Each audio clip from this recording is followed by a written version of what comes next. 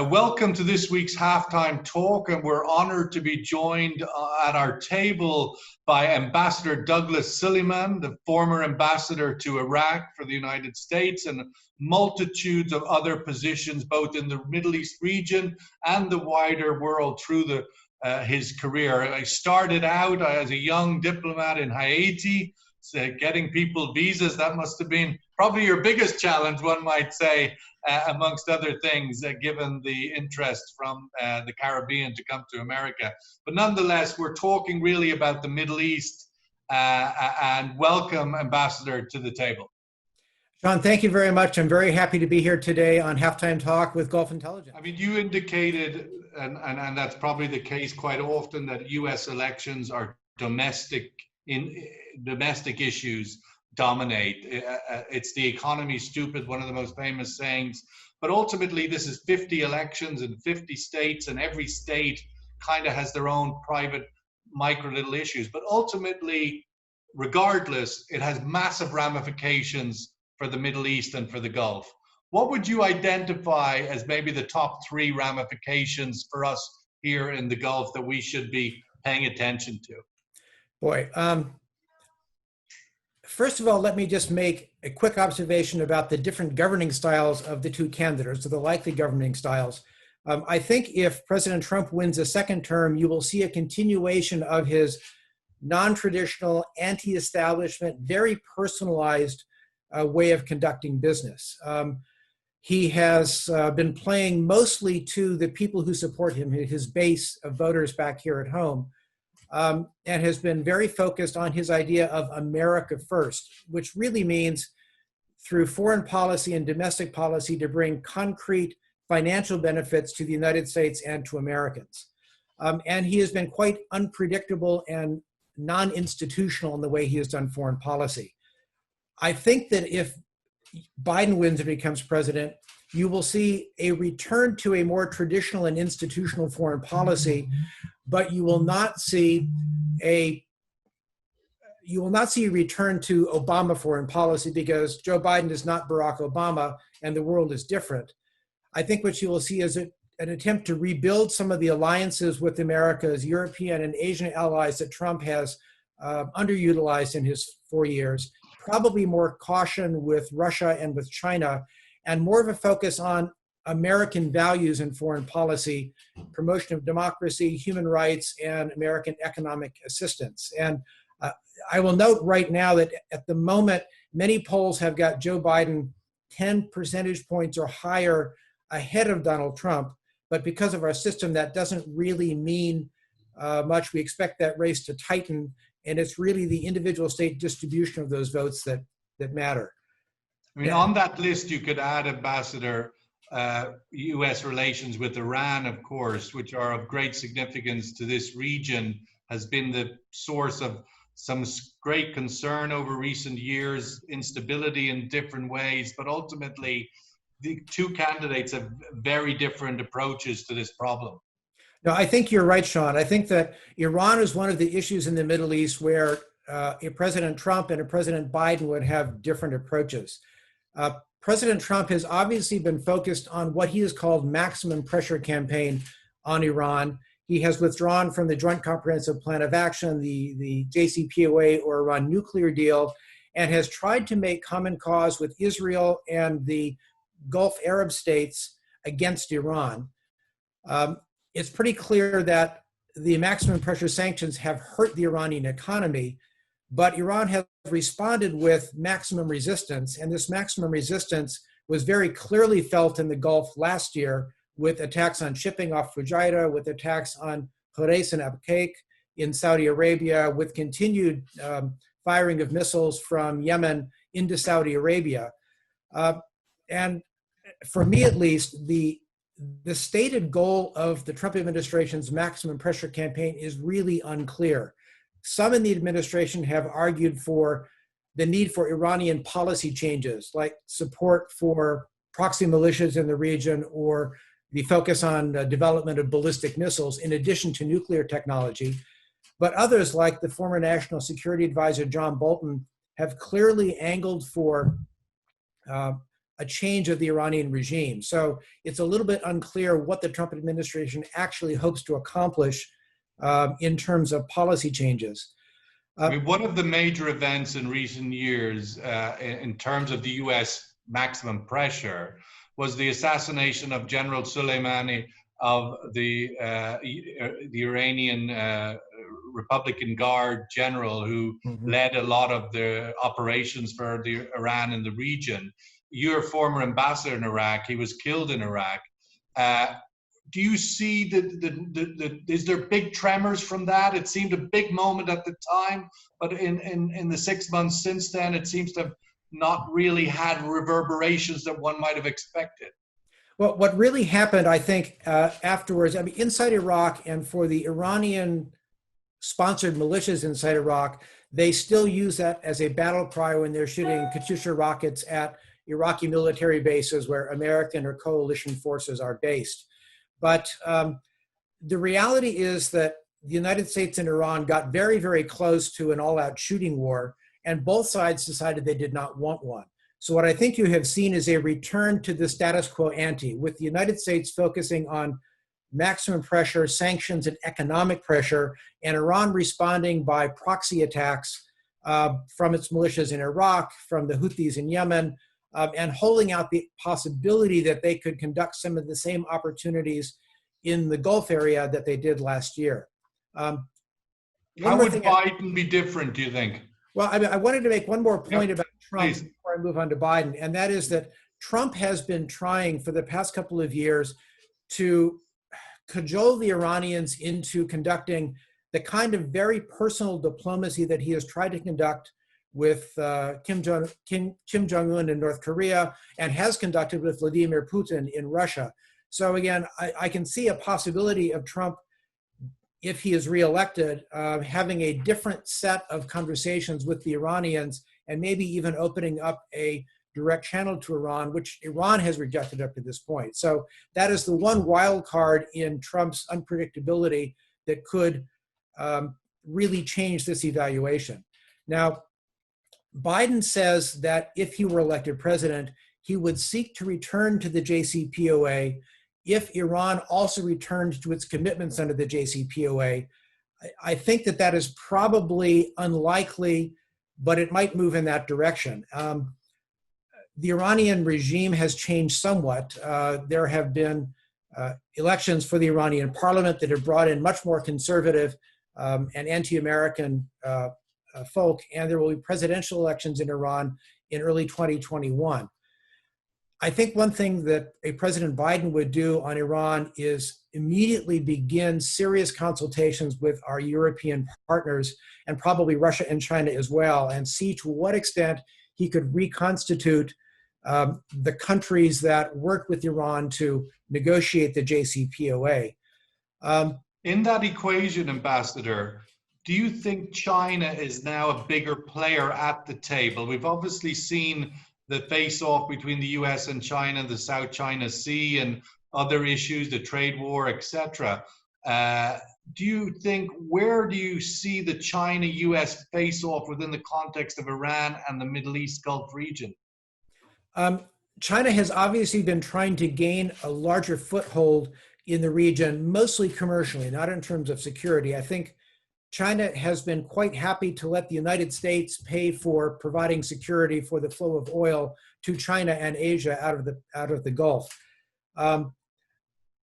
Another interesting thing, though, is if you look at the distribution of investment from China in the Belt and Road Initiative, relatively little has gone to the Gulf. The Gulf is generally not in need of significant infrastructure investment from China the way that, say, East Africa or parts of the former Soviet Union.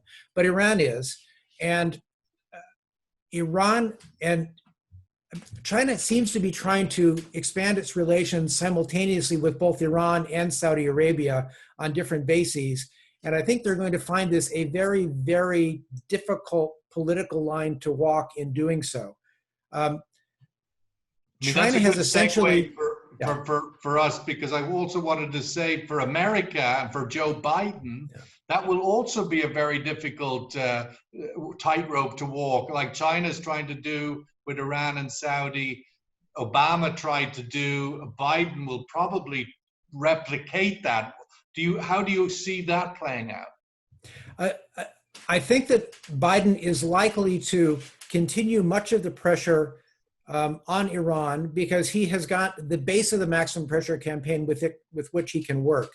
And if you think back on the Obama administration's Iran policy, they chose to sequence as a more practical way an agreement on nuclear weapons technology, and then they wanted to address support for proxies, ballistic missile programs. So I think that you might see a Biden administration, while trying to reestablish something that looks like the JCPOA, also continuing to put pressure on Iran to stop the support for proxy militias in the region and to in some way limit what Iran has done on ballistic missiles. Because as you saw in the past year, frankly, ballistic missiles have become Iran's strategic weapon of choice. They may no longer need a nuclear weapon, and the threat of the possibility of a nuclear weapon may be just as good as actually having one in the basement. It is the ballistic missiles that they have used in Iraq against opponents and in Iraq against American forces that puts at risk the cities of the Gulf, US and other allied militaries in the region. And that is where Iran more practically has its ability to project its strategic interests, along with the use of proxy forces in Iraq and Syria and Lebanon. So I think that there will be greater domestic pressure and congressional pressure on a Biden administration to do more to address those issues because they were left undone by the Obama administration. But I think first they're going to try to get back in place something that constrains Iran's nuclear program. I mean, in some ways, the Saudi relationship might be more complicated for Biden than the Iran one. How do you see that? I think that by and large right now, the Democratic Party in the United States has serious reservations about many of the policies throughout the Gulf, throughout all the GCC states. Some of this is based on President Trump's very quick embrace of Saudi Arabia and the United Arab Emirates and even Kuwait early in his administration, and the fact that President Trump has used extraordinary emergency measures to get arms sales approved, even when there was a majority of Republicans and Democrats in the Congress that opposed them. So policy toward the Gulf was already somewhat politicized, but Trump's very firm support for arms sales to the Gulf has further politicized it. I think what you see now is an attempt by some countries of the Gulf to differentiate themselves from each other. There's a growing trend in the Gulf toward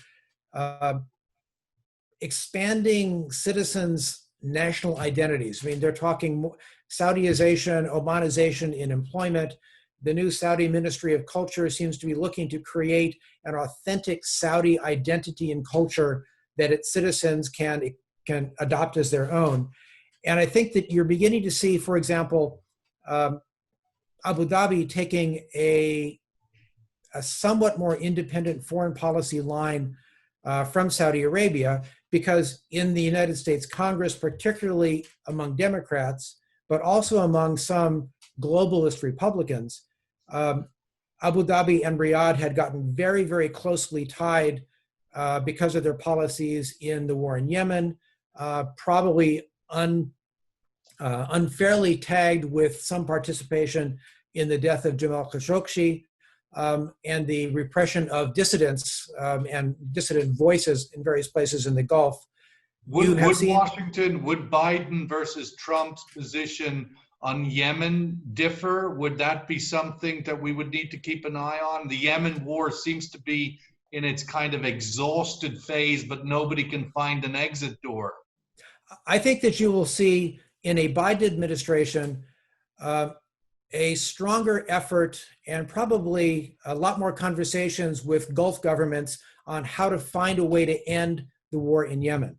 The Trump administration and some Republicans in the Congress have chosen to see the Yemen war as Iran versus the Gulf or Iran versus Saudi Arabia. It's a much more complicated issue than that.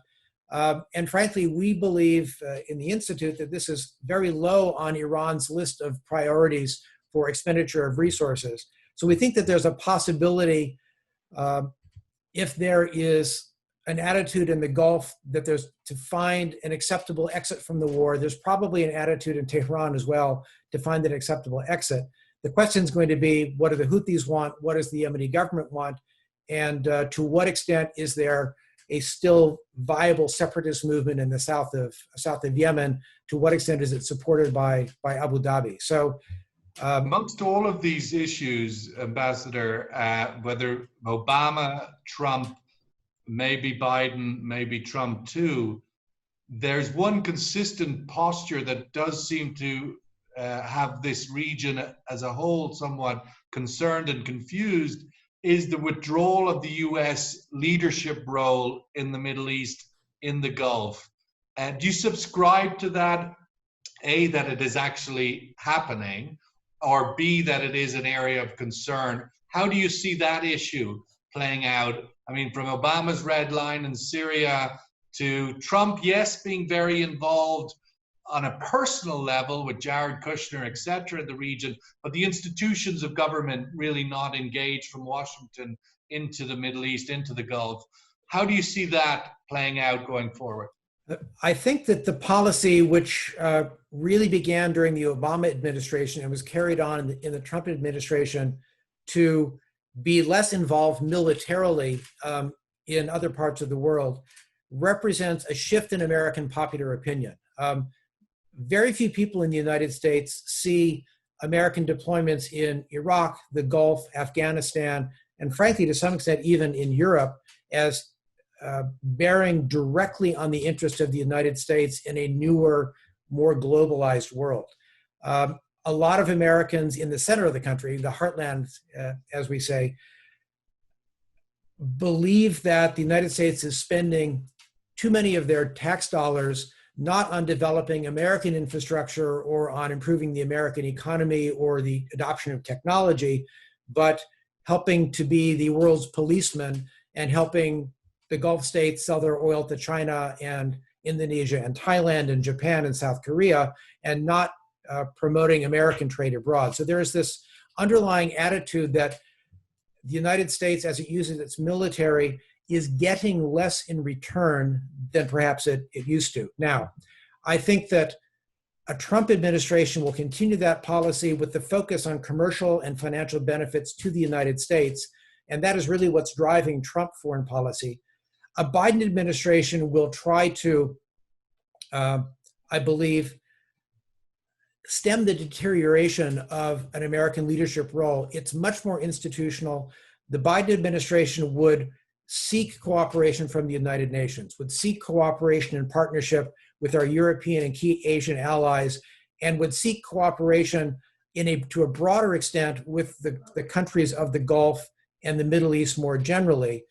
But they would be balanced not by the America First idea, but the question of American idealism and American values. So I think that a Biden administration is going to be more internationalist and less nationalist in its approach. And you will see, I don't want to say a resurgence of American leadership, but an attempt to recapture some of the influence that the United States has lost during the Trump administration. In the Gulf, it's going to be problematic because President Trump has been very supportive of the governments of the GCC, has asked very little of them other than to purchase American arms and American technology. I think that a Biden administration will be more cautious about selling arms to some countries in the Gulf. We'll see if that is true for the UAE with its new deal with Israel or not. But they will also ask things on questions of human rights, democracy, and the American values side, treatment of expatriate laborers in the Gulf, that the Trump administration has not emphasized over the past 4 years. And not the Olympics, but the World Cup would be coming to Qatar in the middle of the next presidency. Do you see any incentive, any initiative within Washington, Biden or Trump, to resolve this standoff in the Gulf that has the GCC in this split? I think that there is a strong economic argument that can be made. And I know that the United States has tried under the Trump administration to make an economic argument. It has not been an emphasis for the Trump administration. For the Biden administration, especially because of the issues of expatriate labor and the changing nature of the economies of the Gulf, you may see a more concerted effort to try and repair the relationships in the GCC. The World Cup is going to be a strong economic incentive for the UAE to reestablish or at least come to some modus vivendi with Qatar, because I don't know how many Manchester fans want to fly to Doha for a week, but they certainly go to Doha, see a couple of matches, and then fly to Dubai and spend a week on the beach in a hotel. Same might be true for Expo 2020, which is now Expo 2021. In fact, there may be ways to draw together the economies of the Gulf with international economics, international corporations. But ultimately, would you be of the view that in order to resolve the Qatar issue, it needs American leadership? Without it, it can't be solved. I don't think it cannot be solved without American leadership, but I do believe that American leadership would make it far easier. And an American president has got, when he has good relations with the leaderships of the 6 countries of the GCC, has got unique influence and a unique voice to try to get them back together. It's what has, it is the role that Sheikh Sabah Al-Ahmed from Kuwait played with his seniority and his personality for many years to keep the rift below the surface. The question is going to be, will each side be willing to make the relatively minor compromises on rhetoric that are necessary to get back to a discussion of the practical aspects of restoring GCC relations? It is very clear that the basis for the GCC from the outset was to have a unified Arab Gulf position against the Iranian Revolution. It's also clear that if the 6 countries of the Gulf are more united, it is easier for each of them to work to blunt the problems that they see coming from Iran and to speak with one voice economically in terms of development of technology and outreach to the region as well. One of the big developments recently, Ambassador, of course, you mentioned it earlier, is the agreement between the UAE and Israel to open up political relationships, acknowledge, recognize each other, all the pieces involved with that. I'm struggling to decipher whether this is a big deal or not. Of course, in the history of time, it would be major. At this moment, it feels like it's passing without, a little bit of fanfare, but nothing. It doesn't seem groundbreaking. Is it groundbreaking from a Washington perspective? The fact that the Emirates and Israel have agreed on some sort of a pathway to normalize relations is groundbreaking. It is the first Arab country that does not share a border with Israel and therefore have significant security reasons and economic reasons to restore or to create relationship with Israel. There are really 2 aspects to this, and whether you agree or disagree with the deal, you focus on one of the 2 aspects. The Trump administration has tried over the course of the past year to put in place a completely different approach to the Israeli-Palestinian peace process, focusing more on economics and less on a 2-state solution and trading land for peace, and UN resolutions 242 and 338 and the Statement of Declaration of Principles from 1993. The Trump administration has essentially rejected these earlier assumptions and has, because Israel has been willing to engage, this plan much more reflects Israeli opinions of the conflict than others. And I expect that a Trump administration will continue to press this framework that they have come up with much more strongly and to continue to take a pro-Israeli stance until and unless the Palestinian Authority or Palestinians with the authority to engage with Israel actually do so. So that's the first question. Go ahead, sir. The normalization between the UAE and Israel is a question of Israeli-Arab relations. And it is clearly based on an Emirati calculation that it is in Emirati national interests to formalize what has been a slowly but long-term development of relations with Israel. But it has separated the idea of normalization with an Arab state and Israel from progress on the Palestinian track. So this is what many Palestinians, and I think even in Morocco yesterday, which had been potentially posited as one of the countries that might, in the near term, also go down this path, there was a statement saying, no, we must continue to support the rights of the Palestinians through this process. Is there anything about it that is kind of why now? Well, the why now, I think, has to do a lot with politics in Israel and in the United States, and an Emirati calculation that it is best for Emirati interests. Certainly, President Trump wants to have some sort of foreign policy victory that he can tout in the 2.5 months before the elections, even though most Americans don't vote on foreign policy issues. Benjamin Netanyahu in Israel is in a very strange co-prime ministry role and is likely to want to call new elections. So he wants to try and find a way to strengthen his base. So if new elections are called, he can, unlike the last 4 elections, win a clear majority in the Knesset.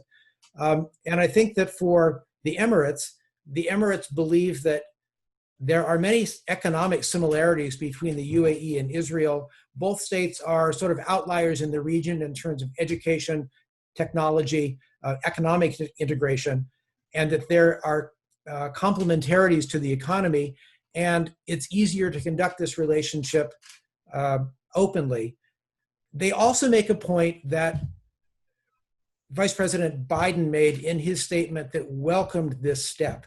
They said that our efforts to prevent and postpone annexation by Israel of Palestinian territory keeps the idea of a 2-state solution with Israel and Palestine alive. And this is the main difference in what I see between a Trump foreign policy regarding Israel and peace with Arabs and a Biden foreign policy. Again, Biden is going to fall back on the traditional Declaration of Principles from '93, what President Clinton accomplished, and will try to engage in negotiations for a Palestinian state. And of course, he was himself for a very long time the chairman of the Foreign Relations Committee in the Senate.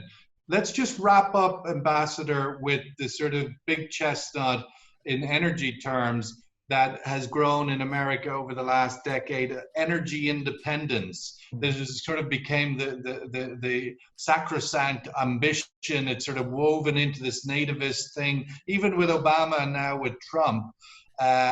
Where is that in relation to the Gulf? Those two things coexisting, America less and less dependent on Middle East oil, etc. This energy independence aspiration of America, Biden, Trump. I think that this has had and will have in the future an increasing impact on the relationship between the United States and the Gulf. To the extent that the United States will be able to fulfill most of its energy needs from domestic production, whether it be hydrocarbons or renewables in the future, they will be spending a lot less money in the Gulf. And the Gulf markets are already strongly shifting away from Europe and North America to Asia.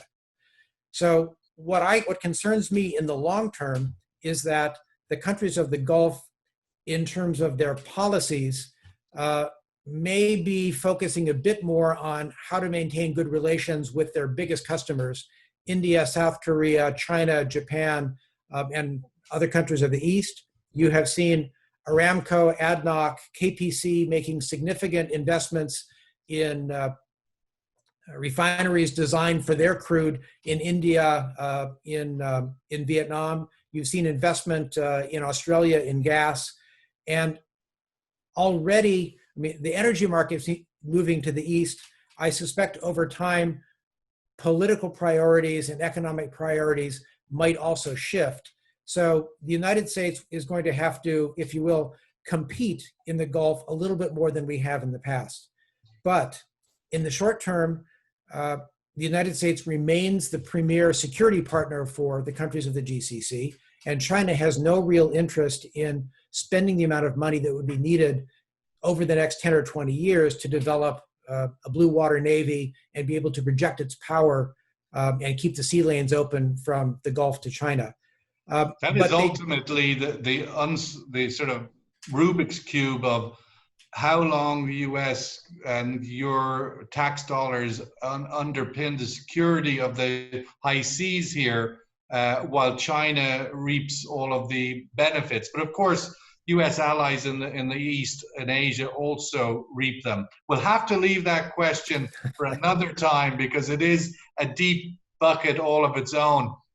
Ambassador Douglas Silliman, thank you very much for being on this week's Halftime Talk. It's an honor to have your words and insights at this very critical time of the US presidential election coming up.